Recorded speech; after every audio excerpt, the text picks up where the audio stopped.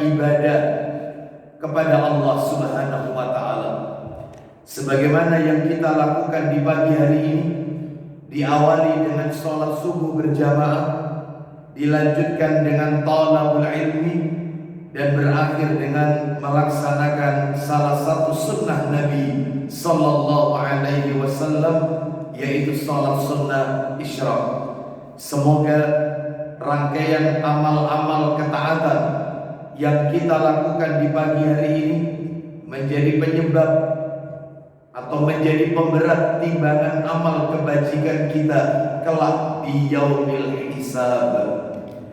Lebih dari itu, Bapak Ibu sekalian, Nabi Sallallahu Alaihi Wasallam beliau pernah bersabda, diriwayatkan oleh Imam Bukhari, "Man shallal bardaini dakhalal jannah." Barang siapa yang mengerjakan sholat pada dua waktu yang dingin, maka baginya adalah surga. Kata para alim ulama, yang dimaksud dengan sholat bardain, sholat yang dikerjakan pada dua waktu yang dingin adalah sholat subuh dan sholat asar. Semoga kita semua termasuk hamba-hamba Allah yang Nabi sebutkan dalam hadis beliau tersebut. Bapak Ibu kaum muslimin dan muslimah rahimani wa rahimakumullah, pagi hari ini semestinya di ahad pertama ini, pekan pertama, kajiannya adalah Ustadz Abu Ghazi hafizahullah ta'ala.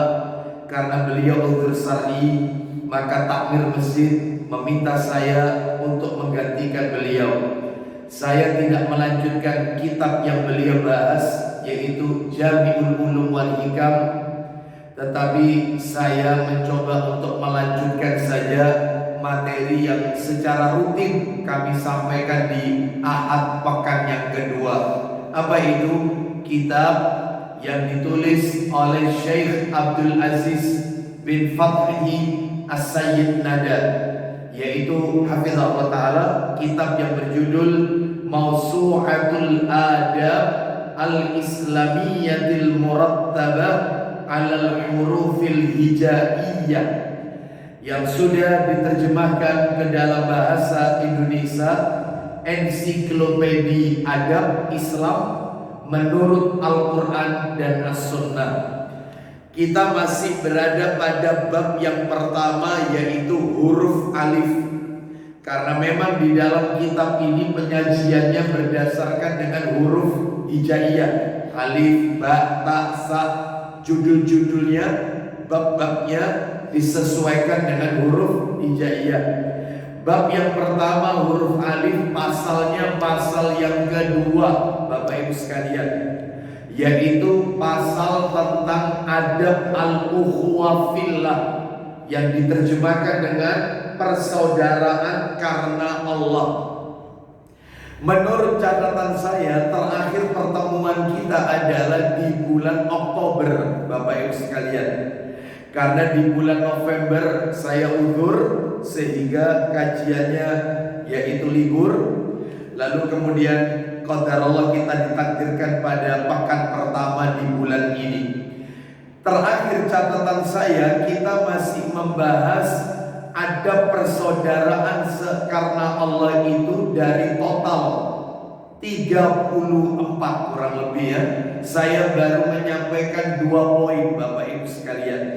Yang pertama, niatkan yang lurus, niatkan karena Allah ketika menjalin persaudaraan, yaitu dengan sesama muslim.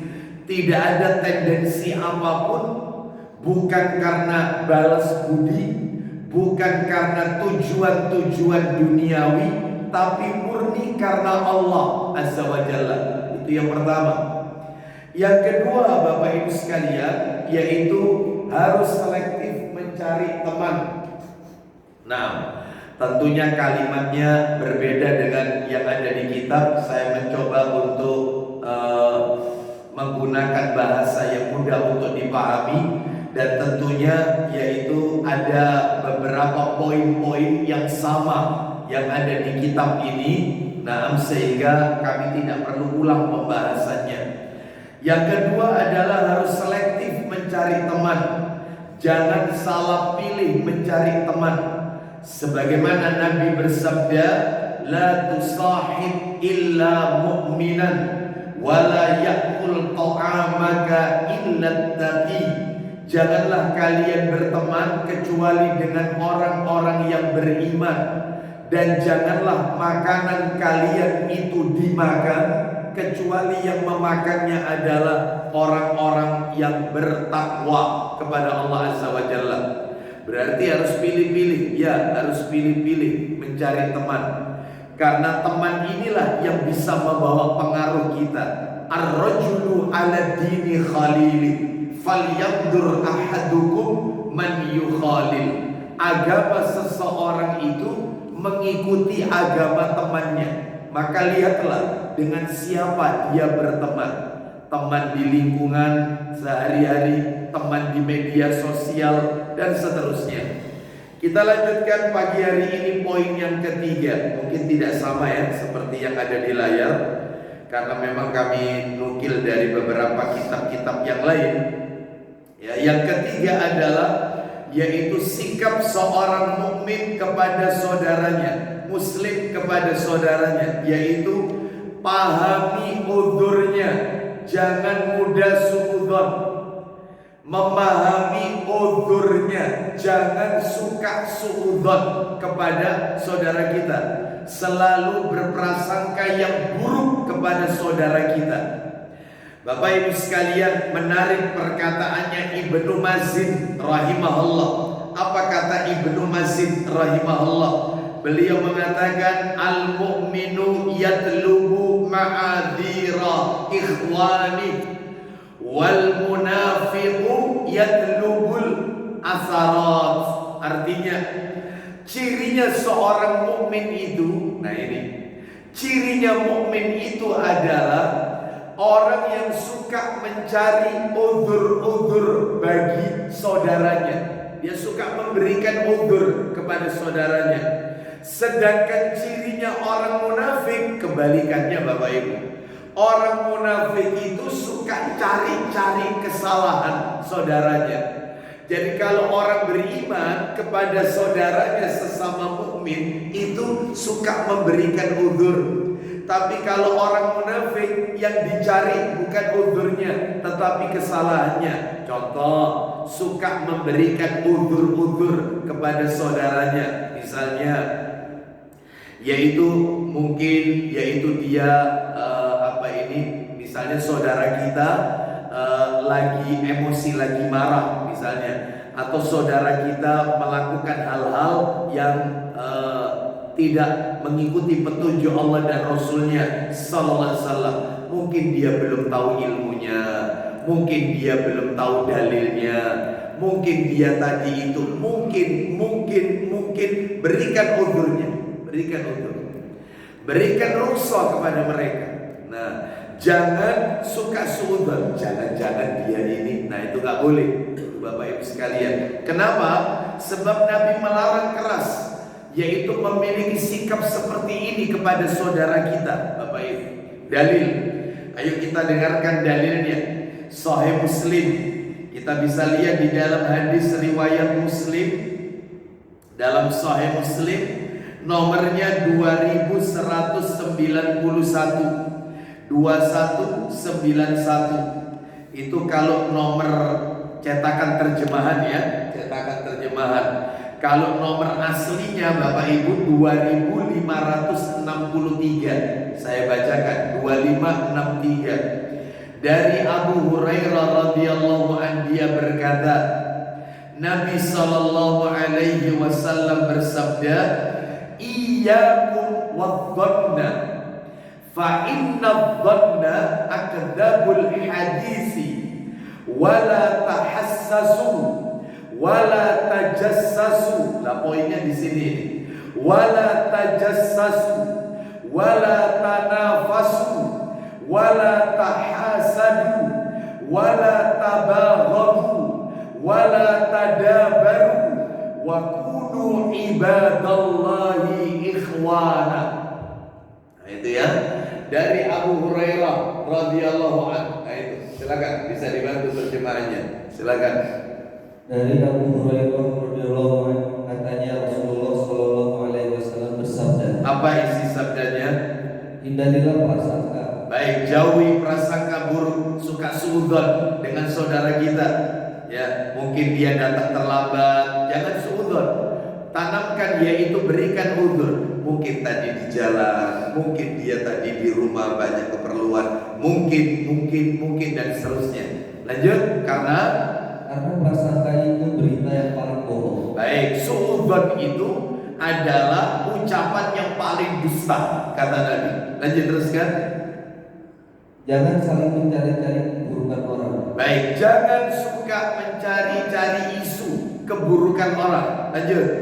Jangan saling mengorek rahasia orang dan saling menyaingi. Tuh, nggak boleh. Jangan mencari-cari kesalahan orang. Jangan saling bersaing. Lanjut. Jangan saling mendengki. Nah, ini yang poinnya juga. Jangan saling mendengki. Bapak Ibu kalau pengen tahu, dosa yang pertama terjadi di langit itu adalah bukan pembunuhan, Bapak Ibu. Dosa yang pertama kali terjadi di langit itu adalah yaitu dosa dengki, Bapak Ibu. Iblis itu tidak mau sujud kepada Nabi Adam alaihissalam. Ya, sujud yang dimaksud di sini adalah sujud penghormatan, bukan sujud penghambaan, karena dia iri dengan Adam alaihissalam. Salah satu alasan yang menyebabkan iblis itu diusir oleh Allah dari kerajaan langit adalah karena dengki. Dia iri dengan Adam alaihissalam. Kenapa malaikat sujud kepada Adam sedangkan aku lebih baik? Nah, itu penyakit nomor 2, ujub, bangga diri. Makanya katanya para alim ulama, keyword yaitu kata kunci untuk menjadi pengikutnya iblis itu adalah dengan ucapan aku lebih baik. Ya. Masjid ini Ustaz, kalau tidak saya ngatur Ustaz gak kayak gini. Sopo mana nih kak aku Ustaz? Itu keyword itu untuk menjadi pengikutnya iblis laknatullah alaih. Itu keyword kata kuncinya. Ya. Lalu misalnya dengan mengatakan, ya semua ini saya Ustaz yang ngurus ini Ustaz. Ini kalau yang lain yang ngurus Ustaz, wah, ujub-ujub bangga diri. Penyakit yang kedua adalah yaitu dengki. Lalu Bapak Ibu sekalian, dosa yang pertama kali terjadi di muka bumi bukan pembunuhan. Putranya Nabi Adam membunuh saudaranya sendiri, bukan itu. Dosa yang pertama kali terjadi di muka bumi ya dengki, iri. Putranya Nabi Adam alaihissalam, dia iri dengan saudaranya karena persembahan saudaranya diterima oleh Allah, sedangkan persembahan dia tidak diterima. Jadi tolong dikoreksi cerita yang beredar di masyarakat kita bahwasanya Qabil membunuh Habil. Saya tidak sepakat penamaan ini karena memang penamaan ini adalah penamaan yang bersumber dari hadis-hadis Israiliyat dan dalilnya dhaif. Sehingga saya lebih condong dengan mengatakan putra Nabi Adam yang membunuh saudara kandungnya sendiri. Ya, tapi kalau Bapak Ibu ingin supaya enak memahaminya, Qabil membunuh Habil, begitu ya. Ada Habil, yaitu anak Nabi Adam yang saleh, ada Qabil, anak Nabi Adam yang tidak saleh, begitu ya. Jadi cerita yang beredar di masyarakat, pembunuhan itu terjadi gara-gara rebutan wanita perempuan. Salah. Bukan, demi Allah bukan. Pembunuhan itu terjadi adalah didasari sikap iri dengki karena persembahan dia tidak diterima oleh Allah, sedangkan persembahan ke saudaranya itu diterima oleh Allah. Terjadilah dosa pertama di muka bumi, yaitu dengki lalu pembunuhan. Bapak Ibu tahu kenapa Nabi Yusuf alaihissalam dimasukkan oleh saudara-saudaranya ke dalam sumur? Iri, dengki.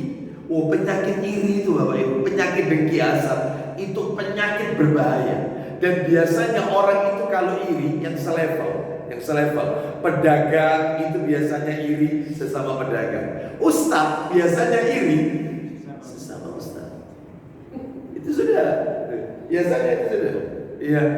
Ustaz fulan kalau kajian jamaahnya banyak banyak, parkiran aja susah diatur, ya, membludak jamaah. Ustadz-ustadz yang lain yang ada di bawah iri. Opo sih yang disampaikan menurut doa YouTube bolak-balik yuk kajian itu materi iri kau, dengki kau. Mestinya kita ustadz-ustadz yang ada di bawah senang, bersyukur kepada Allah. Tugas saya semakin ringan karena dengan adanya beliau mendatangkan sekian banyak jamaah, banyak orang dapat hidayah, sehingga tugas kita bertambah ringan, terwakili oleh beliau. Enak kan? Mestinya begitu. Ini enggak. Menurut doa KB kajian dia di libur iri. Ya, biasanya begitu. Ya, begitu. Ada orang yang istrinya 2 iri, ngapain ini? Masa ini? Iya. Oh, gantengnya apa sih? Aku lu ganteng. Lucunya lu, ya. Ngapain iri? Kalau ada mau berangkat aja. Gitu loh, gak usah iri, ya. Seperti itu, keren ya, kerenan saya, ya. Seperti itu. Bapak Ibu sekalian, jadi penyakit dengki ini penyakit kronis. Hati-hati, iri sak duluran. Oh, itu. Family antar keluarga iri, yang satu sukses, yang satu tidak. Maka hati-hati, gak boleh sesama muslim seperti ini, gak boleh. Lanjut Mas, lanjutkan. Apa sabda Nabi berikutnya, larangannya? Silakan. Jangan saling marah dan jangan saling ta'acuh. No, jangan saling memarahi, jangan saling membelakangi, acuh tak acuh, memusuhi, nggak boleh. Tetapi solusinya, silakan. Tapi jadilah kamu semua bersaudara sebagai hamba-hamba Allah. Jadilah kalian hamba-hamba Allah yang bersaudara. Baik, Bapak Ibu sekalian, saya tambahkan dalil satu lagi untuk mempertegas sikap kita kepada saudara kita itu. Tanamkan husnudzon, jangan suka suudzon. Saya tambahkan satu dalil. Coba dibuka Sahih Bukhari. Kita dengarkan Sahih Bukhari. Oh ini Sahih Bukhari. Nomornya, nomor cetakan terjemahannya 1011 1011. Kalau nomor aslinya Bapak Ibu 2057. Kita dengarkan. An Aisyah radhiyallahu anhuma anna qauman qalu ya Rasulullah inna qauman ya'tunana bil lahmi la nadri adakaru smallahi alaihi amla. Faqala Rasulullah sallallahu alaihi wasallam sammullaha alaihi wa kuluh. Silakan. Dari Aisyah radhiyallahu anha bahwasanya orang banyak bertanya kepada Rasulullah sallallahu alaihi wasallam. Apa pertanyaan orang banyak itu kepada Nabi sallallahu alaihi wasallam? Katanya, ya Rasulullah, suatu kaum memberi kami daging. Terus yang kami tidak tahu apakah mereka menyebut nama Allah waktu menyembelih atau tidak. Baik, wahai Rasulullah, ada satu kaum memberi kami ini daging. Dagingnya daging halal. Lah kami tidak tahu mereka ini menyembelihnya baca bismillah apa enggak. Kami nggak tahu. Sikap kita gimana? Kita terima, kita makan atau tidak? Lanjut, silakan. Jawab Rasulullah sallallahu alaihi wasallam, sebutlah nama Allah dan makanlah. Duh, Nabi ngajarkan husnudzon. Sudah, nggak usah suudzon, nggak usah. Yang penting kamu saja baca bismillah lalu makanlah. Dan yang penting yang diberikan itu daging halal. Bapak Ibu mohon maaf, Nabi jangankan ini kan para sahabat, Nabi itu pernah diberi potongan daging kambing oleh orang Yahudi. Bapak Ibu kan tahu, orang Yahudi itu bisnisnya riba. Riba itu kan asal mulanya Yahudi. Bapak Ibu kan Nasrani. Kan jelas dalam Al-Quran, sumber riba itu kan dari Yahudi. Cara bisnisnya Yahudi adalah riba. Dan tentu Bapak Ibu juga tahu orang Yahudi itu kalau menyembelih kan gak baca bismillah. Sudah bisnisnya riba, menyembelih gak baca bismillah. Nabi dikasih potongan daging, diterima, baca bismillah dan dimakan oleh Nabi. Tuh coba. Kata para alim ulama, berdasarkan riwayat ini, kisah ini, maka diambil ketetapan istinbat hukum bagi orang yang menerima. Nah, ini ketetapannya di sini muncul, yaitu kaidah bagi orang yang menerima, bukan memberi. Menerima jangan lihat sifat, tapi lihat zat. Selama yang kita terima itu adalah halal, daging-daging yang kalau kita konsumsi itu halal, maka terima. Cukup kita baca bismillah, bismillah, maka makanlah. Yang kedua, selama pemberian itu dari ahlul kitab, boleh. Tetapi kalau selain dari negeri ahlul kitab, orang-orang selain ahlul kitab, maka nggak boleh. Yahudi dan Nasrani, sembelihan mereka boleh kita makan. Kan ada di surat Al-Maidah. Kalau nggak salah ayat berapa itu ya? Al-Maidah ayat nomor 2 apa ayat nomor 3? Awal-awal Al-Maidah. Sembelihan mereka boleh kita makan, meskipun mereka nggak baca bismillah. Yang penting dagingnya daging halal, Bapak Ibu sekalian. Nah, itu yang kedua. Jadi kalau selain makan daging impor selain dari negeri ahlul kitab nggak boleh, atau selain orang-orang ahlul kitab nggak boleh, selain Yahudi Nasrani. Jadi mohon maaf ini ya, mohon maaf, Hindu, Buddha ini bukan ahlul kitab. Mereka tidak memiliki kitab samawi, kitab yang turun dari langit. Kitab mereka, Weda dan Tripitaka, itu kitab buatan para dewa. Termasuk Konghucu punya kitab Tao Te Ching. Nah, itu bukan kitab samawi. Termasuk Majusi punya kitab namanya Zen Avesta. Itu bukan kitab samawi. Termasuk orang-orang aliran kepercayaan terhadap Tuhan yang Maha Esa punya kitab juga namanya Serat Centani Hidayat Jati, atau disebut dengan Darmo Gandul. Itu kitab mereka. Itu bukan kitab samawi, sehingga sembelihan mereka tak boleh kita makan, sekalipun ayam betutu. Ya, nah, begitu ya. Dari mana nih ayam betutu ya?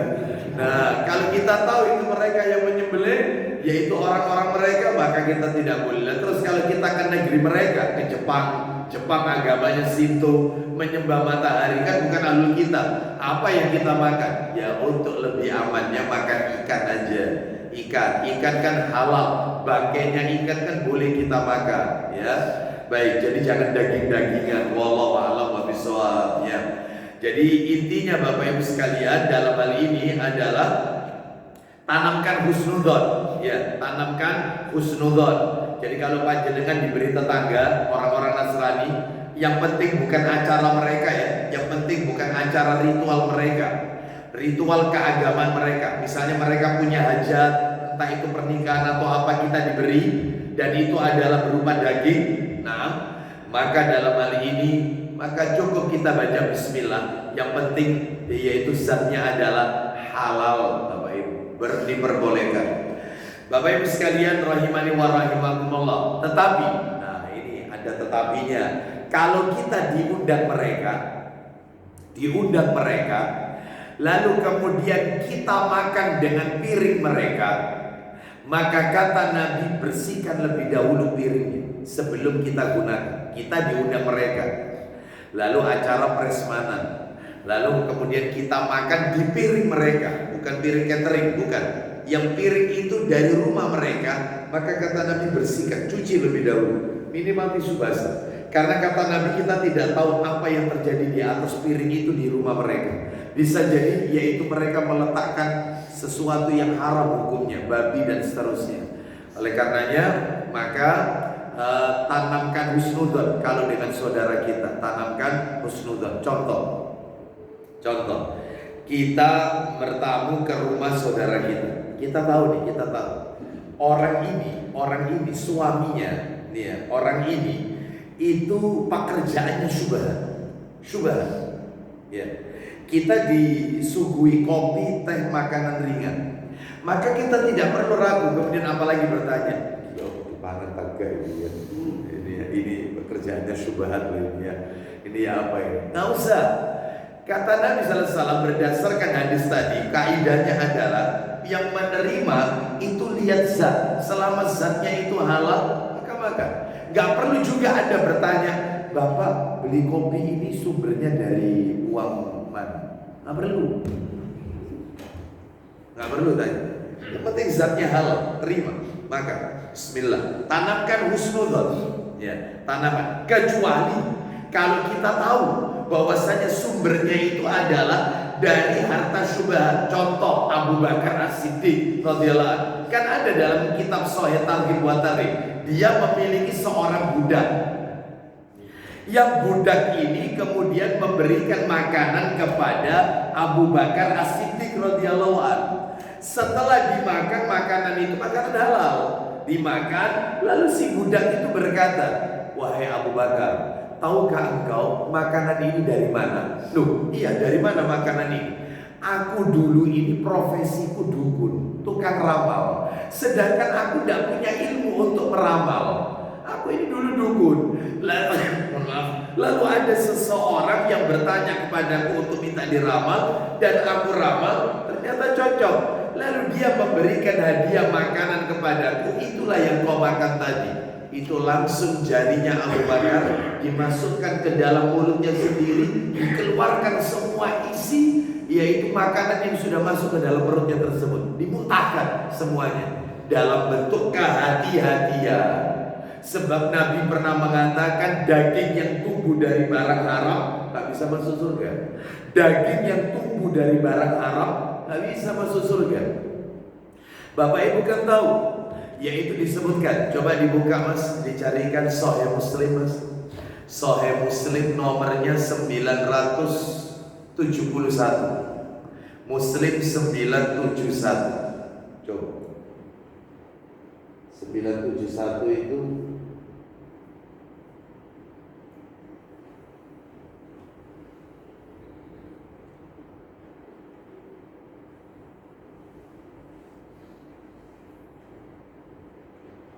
ya betul. Silakan dibaca Mas. Ya, kita lihat ini. An Abi Hurairah radhiyallahu anhu. Dari Abu Hurairah radhiyallahu anhu, katanya Rasulullah sallallahu alaihi wasallam bersabda, Ayyuhan nas, innallaha thayyibun la yaqbalu illa thayyiban wa innallaha amara al-mu'minina bima amara bihil mursalin faqala ya ayyuhar rusul kulu minat thayyibat wa'malu salihat inni bima ta'ammalu al-alimun wa qala ya ayyuhalladzina amanu kulu min thayyibati ma razaqnakum. Silakan. hai manusia, Ya. sesungguhnya Allah itu baik. Stop. Bapak Ibu sekalian, lihat kalimat itu, innallaha ta'ala thayyibun. Innallaha thayyibun, thayyib. Allah itu punya asmaul husna, yaitu thayyib. Dan nama ini gak masuk daftar 99 nama, gak masuk.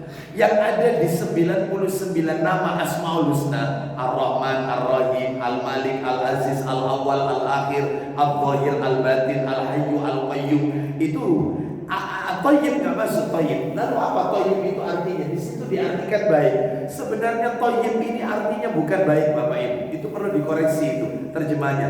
Thayyib itu artinya kata para alim ulama adalah yaitu terhindar dari segala macam kekurangan dan aib. Allah itu terhindar dari segala macam sifat kurang, dan Allah itu gak punya aib, gak punya cacat. Itulah thayyib. Makanya panjenengan kalau baca dalam Al-Quran, kalau nggak salah surat Al-Furqan itu katanya Allah Azza wa Jalla, andai kata seluruh pohon di muka bumi ini jadi pena, lautan-lautan itu jadi tinta, ditambah 7 lautan, 7 bumi yang di situ juga ada lautan. Saya ulang ya, semua pohon di muka bumi ini itu jadi penanya, lautan di bumi ini jadi tinta, ditambah 7 lautan lagi jadi tinta. Dituliskan nama-nama Allah Asmaul Husna.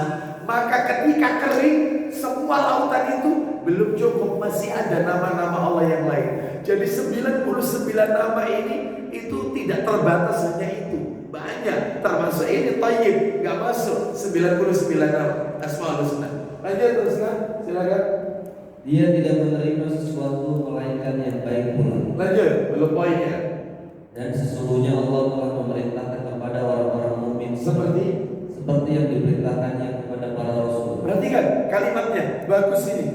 Allah memerintahkan kita orang-orang beriman Mirip persis yang Allah perintahkan kepada Rasul. Jadi kewajiban yang Allah berikan kepada Rasul, itulah yang diwajibkan kepada kita. Yang Allah bebankan kepada kita, itu juga yang Allah bebankan kepada para Rasul. Apa itu Ustaz? Yang Allah perintahkan. Kita sama para Rasul sama-sama diperintah itu. Ini perintahnya. Firman-Nya, wahai para Rasul, makanlah makanan yang baik-baik halal. Terus. Dan kerjakanlah amal soleh. Terus. Sesungguhnya aku maha mengetahui apa yang kamu kerjakan. Itu surat Al-Mu'minun ayat 51, perintah Allah kepada para Rasul. Lah yang pertanyaannya, lah kalau perintah Allah kepada orang beriman, katanya sama. Itu ayatnya, silakan. Wahai orang-orang yang beriman. Beriman bukan Rasul. Kalau yang sebelumnya Rasul, sekarang orang beriman. Perintahnya sama itu. Makanlah rezeki yang baik-baik yang telah kami rezekikan kepadamu. Itu surat Al-Baqarah ayat 172. Inti pembahasan kita yang kami sampaikan tadi, ayat berikutnya, kalimat berikutnya. Kemudian Nabi menceritakan, silakan. Kemudian Nabi SAW menceritakan tentang seorang laki-laki yang telah lama berjalan karena jauhnya perjalanan yang ditempuhnya. Terus, sehingga rambutnya kusut, masai dan berdebu. Stop. Perhatikan ya, Nabi menceritakan seorang laki-laki. Bagaimana laki-laki itu? Satu, musafir, melakukan perjalanan jauh. Diingat-ingat ini, diingat-ingat, musafir. Nomor dua, laki-laki itu rambutnya kusut, masai, berdebu. Pakaiannya pun juga kusut. Sudah. Yang ketiga, lanjut. Orang itu menadahkan tangannya ke langit seraya berdoa. Orang itu mengangkat tangannya ke langit, mengangkat tangan ke langit ketika berdoa. Tiga. Yang keempat yang dia ucapkan apa? Mas Dian, silakan. Wahai Tuhanku, wahai Tuhanku. Lihat teks Arabnya, dia mengucapkan ya Rabb, ya Rabb. Pakai kata atau kalimat Rabb, Robbana, Rabb. Bapak Ibu, kenapa Pak saya rinci? Sebenarnya orang ini yang Nabi ceritakan memenuhi syarat doa dikabulkan. Musafir, doanya musafir mustajab. Yang kedua, rambutnya kusut, bajunya kusut, masai berdebu. Itu kata Nabi dalam hadis Muslim yang lain. Betapa banyak pengemis-pengemis itu yang ditolak dari rumah ke rumah. Ditolak karena dia meminta ditolak dari rumah ke rumah, yaitu dengan baju yang compang-camping, dengan baju yang kusut. Andai kata dia meminta kepada Allah, maka Allah akan penuhi permintaannya. Berarti orang ini memenuhi syarat sebenarnya. Sudah musafir, rambutnya kusut masai, berdebu, bajunya juga kusut. Sebenarnya syarat diterimanya doa. Yang ketiga, angkat tangan. Nabi pernah mengatakan dalam riwayat Abu Dawud, orang itu kalau berdoa sudah mengangkat tangan, Allah itu malu. Saya ulang, Allah itu malu tidak mengabulkan doa orang itu. Berarti salah satu syarat doa terkabul mengangkat tangan. Sudah memenuhi syarat. Yang keempat, pakai lafaz Rabb. Semua doa dalam Al-Quran pakai Rabb. Robbana atina, termasuk yang dibaca oleh Ustaz Rifki tadi ketika sholat subuh tadi, surat Al-Furqan. Robbana hablana min azwajina wa dzurriyyah. Robbana la tuzigh qulubana. Robbana atina fid dunya hasanah. Robbana atina min ladunka rahmah. Rabbi firli wali walidayya. Rabbi firli wali walidayya walil mu'minina yauma. Semuanya pakai Rabb, semua dalam Al-Quran. Gak ada Allahumma itu hadis. Semuanya doa Quran, Rabb. Orang ini pakai lafaz Quran. Mestinya mustajab, diterima. Ternyata tetap doanya gak diterima. Kenapa? Lanjut Mas Dion, sebabnya silakan. Padahal makanannya dari barang yang haram. Suka mengkonsumsi barang haram. Itu masalahnya. Nomor dua, minumannya dari yang haram. Suka minum yang haram. Nomor tiga, pakaiannya dari yang haram. Loh kok bisa pakaiannya haram? Haram itu kan ada dua. Ada haram zat, ada haram sifat. Haram zat, pakaiannya terbuat dari kulit-kulit hewan yang haram dikonsumsi. Jaketnya dari kulit misalnya buaya, ikat pinggangnya dari kulit ular, sepatunya dari kulit apa, yang haram dikonsumsi, haram. Atau bisa jadi haram sifat, dia berusaha berbisnis dengan riba, lalu uangnya itu dibelikan, yaitu pakaian yang ia pakai untuk sholatnya nggak diterima oleh Allah, karena baju yang ia pakai ini adalah uang dari hasil syubhat, riba, dan seterusnya.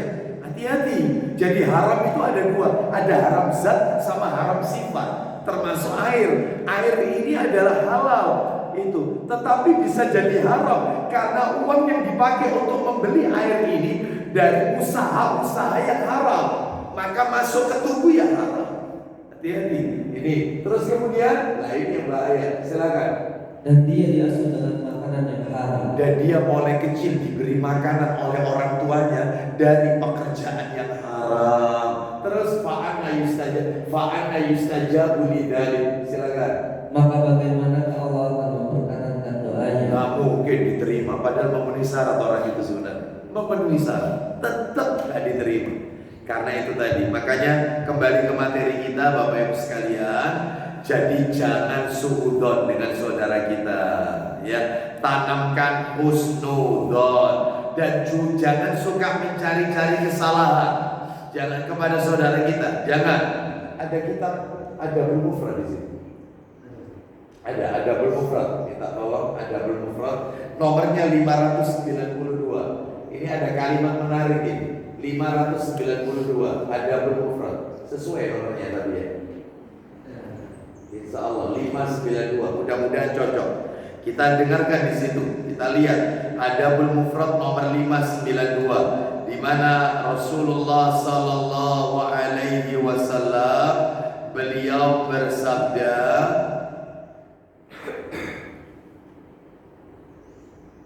nah ada 592, ada, nomornya beda ya. Saya bacakan, yaitu dari Abu Hurairah radhiyallahu anhu nomor 592. Dia berkata, Nabi SAW bersabda, yubsiru ahadukum al-qadata fi a'yuni akhi wa yansal jadal awil jada' ya fi aini nafsihi. Artinya bagus ini. Salah seorang dari kalian dapat melihat kotoran kecil di mata saudaranya. Lihat ini. Salah seorang dari kalian itu dapat melihat kotoran kecil di mata saudaranya, tetapi dia lupa akan kayu besar yang ada di matanya. Hadis Nabi ini hampir sama dengan sebuah peribahasa. Semut di seberang lautan nampak, gajah di depan mata. Iya, nek ngoreksi orang lain, wah. Ya. Tapi aibnya sendiri nggak pernah dia koreksi. Dia suka ngorek-ngorek kesalahan orang, suka suudzon dengan orang, tapi dia tidak pernah introspeksi dengan dirinya sendiri. Nggak boleh yang seperti ini ya dengan saudara kita. Baik, kita lanjutkan sekarang yang nomor 4, Bapak Ibu. Yang nomor 4 ya, lanjutannya sikap mukmin kepada saudaranya, persaudaraan karena Allah. Nomor 4, suka membalas kebaikannya. Iya, balas Bapak Ibu. Kalau ada orang berbuat baik kepada kita, balas kebaikannya. Meskipun tidak bisa membalas, paling tidak ucapan jazakallah khair. Paling tidak ini. Doakan orang itu. Kalau nggak bisa balas, doakan. Ya, jangan kemudian yaitu menjadi orang yang kacang lupa sama kulitnya. Jangan. Ya, makanya saya pribadi merasa dalam hal ini adalah merasa sedih juga, ya, mengelus dada kalau ada sebagian para thalabatul ilmi, para penuntut ilmu yang sudah mulai mentahdir gurunya sendiri. Nggak boleh. Padahal dia belajar sama guru itu, belajar, ya, sudah mentang-mentang dia sudah S2 gitu ya. Padahal dulunya ketika S1 ya belajar sama ustaz tersebut. Begitu sudah S2, gurunya dihajar habis-habisan. Bayangkan, si fulan itu begini, jangan belajar sama dia. Dia ini begini-begini. Ini murid tidak ngerti adab. Nggak boleh, ya, nggak boleh. Kau pernah mendapatkan ilmu dari dia, tidak boleh. Termasuk mohon maaf, kita difasilitasi oleh Masjid Al-Muhajirin. Masya Allah, difasilitasi taklim yang diberikan konsumsi, ya kadang-kadang juga ya difasilitasi ruangan ber-AC dengan fasilitas-fasilitas yang Masya Allah, yang mungkin kita tidak dapatkan di masjid-masjid yang lain. Mungkin ya tanda kutip. Baik, luar biasa seperti itu. Jangan ngerasani takdirnya. Sampai ngaji di mana? Al-Muhajirin. Oh iya, siapa ustadznya? Ustadz Fulan. Iya tapi takmir anu. Pengurusi saya ini anu. Enggak usah. Jangan ya. Karena kita sudah taklim, maka jangan kerasani ya. Itu saudara kita ya, sesama muslim. Ya. Ada enggak yang kayak begini? Tidak ada ya, tidak ada yang ngaku kayak gitu ya. Ini dalam tekanan semua. Ya, seperti itu. Jadi dalam hal ini balas kebaikannya. Ya. Jadi kita pernah mendapatkan, kita pernah ditraktir orang, maka jangan pernah mencaci maki dia, menggunjing dia, jangan. Karena kita pernah diberi makan oleh dia. Paling tidak untuk membalasnya, kalau kita nggak bisa balas mentraktir juga, maka ucapkan jazakallah khair. Atau dalam hal ini memuji orangnya, tidak di depan orangnya. Orang itu Masya Allah, si fulan itu Masya Allah, orangnya baik. Itu cara bentuk syukur kita kalau diberi sesuatu oleh orang. Mestinya begitu. Mana dalilnya? Dalilnya, ayo kita lihat Sahih Targhib wa Tarhib nomor 972. Sahih Targhib jilid 2. Sahih Targhib wa Tarhib nomornya 972. Kita dengarkan. Rasulullah sallallahu alaihi wasallam bersabda. Nah, jelas sekali di sini. Ya, dari Aisyah radhiyallahu anhuma. Ya. Dia berkata, Rasulullah sallallahu alaihi wasallam bersabda, nah, 972. Man utiya ilaihi ma'rufun falyukafi bih wa man lam yastati' falyadhkurhu fa inna man dzakarahu faqad syakarahu wa man tashabba'a bima lam yu'ta fa huwa kalabisi thawbai zurin. Silakan.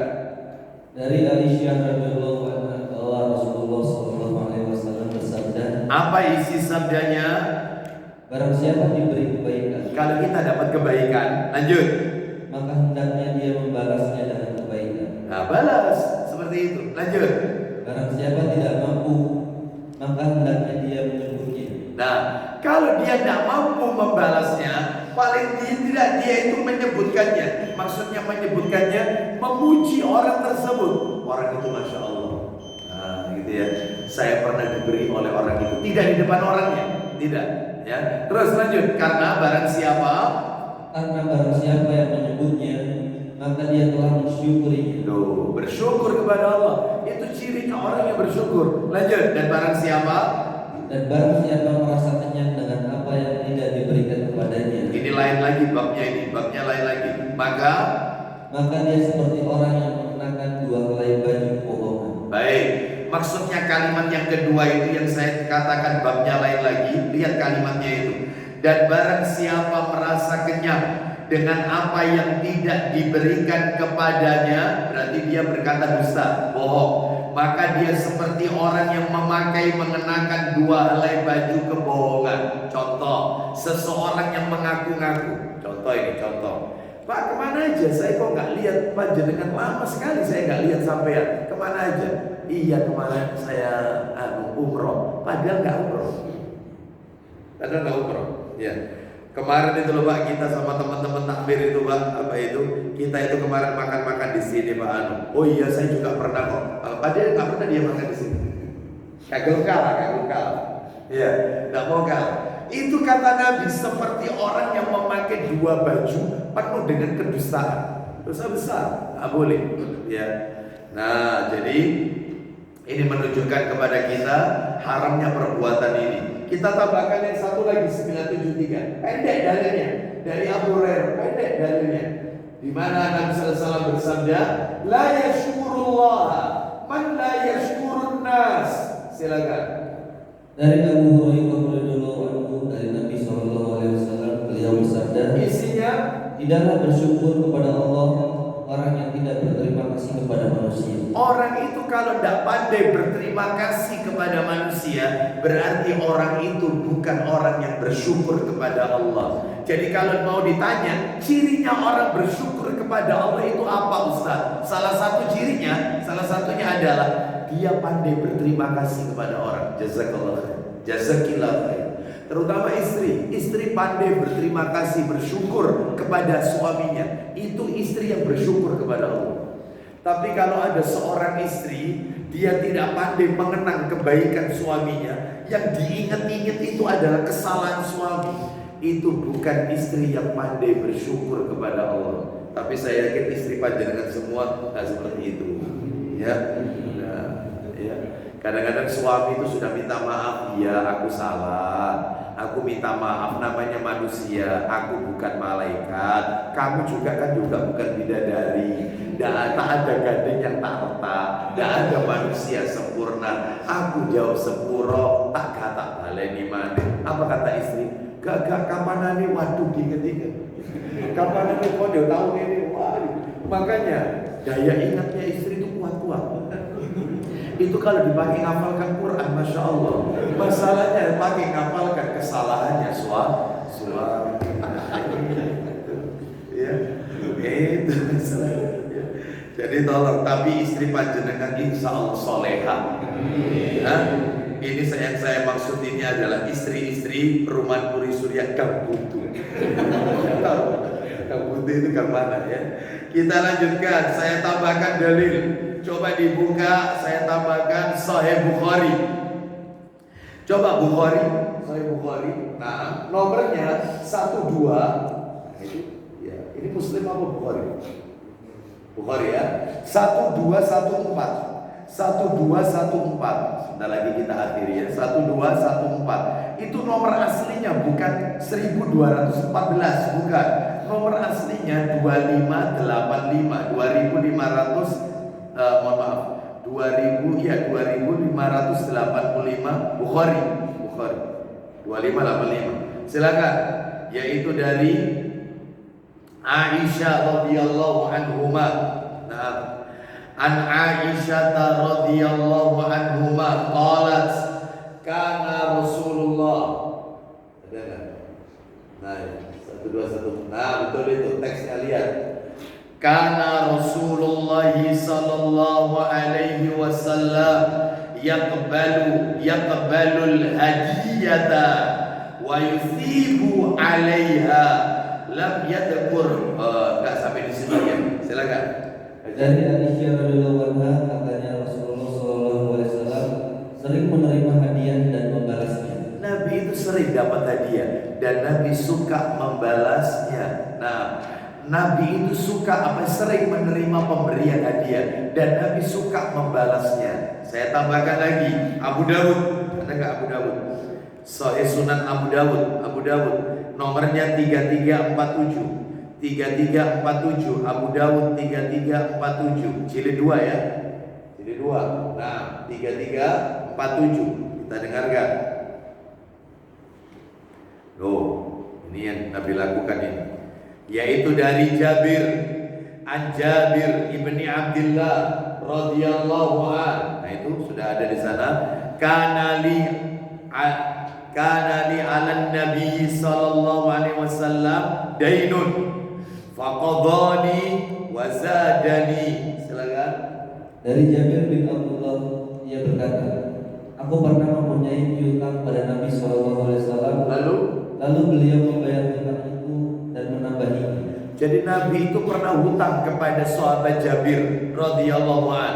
Setelah itu ketika mengembalikan, sebaik-baik pengembalian itu diberi tambahan. Nabi memberikan tambahan. Lu boleh yang kayak gini Ustaz? Boleh, dengan catatan ya, dengan catatan.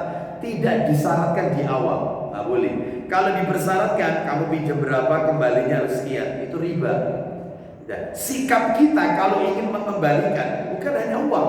Kita pinjam motor, ya kita pinjam motor tetangga. Pada saat itu, yaitu bensinnya ada di tengah. Saat kita kembalikan full, kita kembalikan. Pak, ini Pak saya kembalikan, jazakallah khair. Gak usah ngomong, bismillah tak isi dulu ya. Gak usah, gak usah. Itu orang sepanjang banget itu. Sepanjang banget. Gak ada di Bumi Suraja kayak gitu, gak ada. Ya, kita isi dulu ya. Gak usah. Seperti itu Bapak Ibu. Jadi asalkan tidak disyaratkan di awal atau tidak mengharap, nah itu nggak boleh. Jadi sikap kita kalau mengembalikan atau membalasnya itu diberikan kelebihan. Itu yang benar seperti itu. Misalnya ya kita diberikan pinjaman oleh seseorang, Pak saya pinjam uangnya karena begini berapa sekian juta. Baik, ketika mengembalikan kita tidak berikan tambahan, tetapi kita beri hadiah. Ini Pak ada kue mungkin ya, untuk dicicipi Pak buatan istri sebagai tanda terima kasih saya. Itu sunnah itu. Yang nggak boleh itu adalah yang nggak boleh yang pinjam Ustadz misalnya. Mudah-mudahan Ustadz dikir oleh kembali yang ditambah. Karena dalilnya itu sebaik-baik pinjaman adalah yang pinjam Ustadz biasanya. Ustadznya kan ada dalil ya. Itu begitu Ustadz yang ngasih dikasih dalil. Ustadz Abu Dawud 3347. Ya Allah. 3347. Ya, jadi ini menunjukkan kepada kita membalas kebaikan orang. Kalau bisa lebihkan. Oh Nabi itu pernah pinjam onta kurus kepada orang Yahudi. Belum waktunya jatuh tempo, Nabi ditagih di tengah jalan. Memang si Yahudi ini ingin menjelek-jelekan Nabi. Oh belum jatuh tempo, Muhammad bayar utangmu. Ingin menjelekkan Nabi. Akhirnya Umar bin Khattab yaitu menghunuskan pedangnya berkata, izinkan aku untuk memenggal lehernya. Kata Nabi, jangan, saya utang sama dia. Tolong carikan onta kita, bayarkan. Aku pinjam onta sama dia.